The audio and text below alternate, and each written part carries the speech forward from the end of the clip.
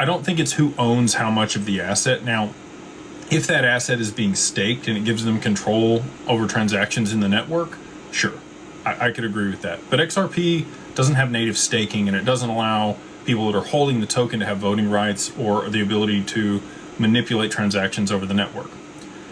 You actually need an 80% consensus across the validators in order to be able to enact a change on the network on the XRPL. Ripple only controls 3 of those validators. There are 34 or 35 validators that, hundreds of nodes vote. These are known people that advocate for changes on the network. And then the other people support them. Basically, they're their constituents, similar to like you elect a senator or, you're a congressman in your state, and then they sit there and advocate on your behalf. Basically, this is kind of how the validators work across all of the network of nodes for the XRPL. And they all vote on stuff. And if they don't like something or they don't think it should be implemented, they vote no. And again, Ripple only has, call it 8%, 7% of those votes.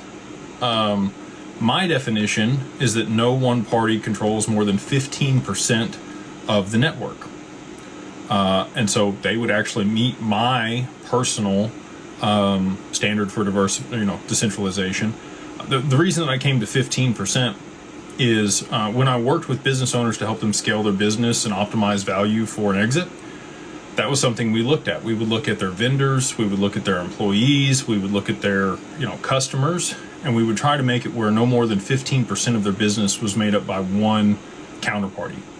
And that de-risks the business, because if somebody were to acquire it, if they lost one big customer that made up 60% of the business because of the relationship that the founder had or the business owner before them had, that's a big hit to revenue. Same thing for a vendor, right? Like if 90% of your supply chain comes from one person, they can choke you out.